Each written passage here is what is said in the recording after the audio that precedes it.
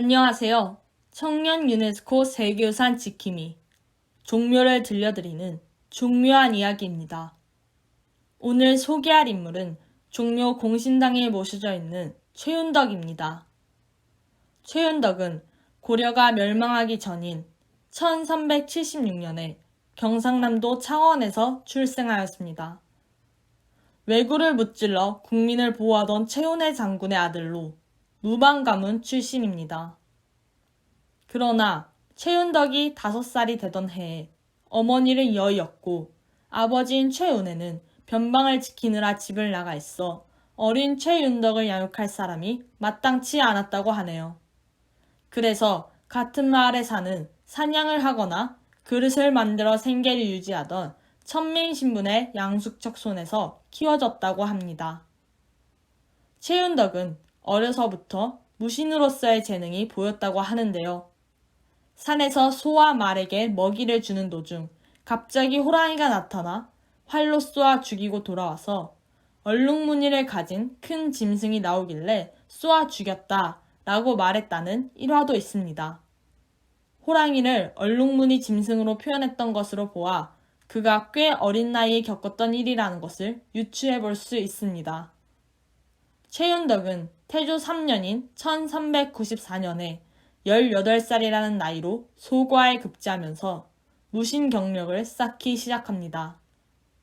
18살이라는 어린 나이였지만 아버지인 최은혜와 함께 전쟁에 참전하면서 여러 번의 공을 세웠다고 하네요. 태종부터 세종 초반까지 만주 지역에 흩어져 거주하던 여진족은 종종 조선을 넘나들며 침략과 약탈을 자행하였습니다. 최윤덕은 그들로부터의 피해를 막는데 앞장섰습니다. 태종 10년 경원이라는 지역이 습격당해 군사 90여 명, 마을 남녀 80여 명이 목숨을 잃었고 말과 소 120여 마리는 빼앗겼던 사건이 발생하였습니다. 이 일로 최윤덕은 경성절제사로 임명되어 현지에 파견되었습니다. 태종 17년 3월까지 약 6년이 넘는 세월을 동북면에서 근무하면서 야인의 습격으로부터 조선을 지키는 고된 복무를 이어왔습니다.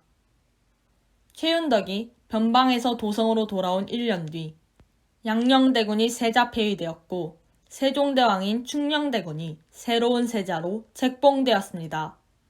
이런 배경을 가지고 있기 때문에 세종이 안정적인 재위를 할 수 있도록 태종은 특별한 신경을 쓰며 도움을 줬다고 합니다. 태종의 신임을 받던 최윤덕은 세종이 즉위에 오른 직후 일반 무신들과는 다른 중대한 변화를 맞이하게 되는데요. 바로 무신 출신인 그가 고위 문반직에 올랐던 것입니다. 최윤덕은 삼창견 3군도 절제사에 임명되었고 그로부터 2달 뒤에는 쓰시마 정벌에 참여하였습니다. 이후 공조판서로서 서울 성곽 보수를 주도하였고 새해를 축하하러 중국으로 가던 사신인 정조사로서 중국에 명예 파견되기도 하면서 문신으로서의 역할도 함께 해나갔습니다. 여진족의 잦은 침입으로 최윤덕은 다시 한번 변방으로 나가게 되는데요. 세종 7년에 의정부 참찬에 임명되었고 2년이 넘는 시간 동안 변방의 안정에 힘썼다고 합니다. 서울로 복귀한 뒤에는 사복시 제조, 판좌군 부사를 거쳐 병조 판서로 임명되었고 성곽을 쌓거나 보수하는 일을 적극적으로 추진하였습니다. 약 8년 동안 중앙에서 재직한 최윤덕은 57세라는 나이에 다시 북방으로 나가게 됩니다. 이때 여진족이 점거하고 있던 압록강 상류 지역의 4군을 조선의 영토로 편입하면서 국토를 확장함과 동시에 강력한 방어체계를 구축하는 큰 공을 세우게 됩니다. 출정을 마친 직후 세종 15년 5월, 최윤덕은 우의정에 임명되면서 정승 자리까지 오르게 됩니다.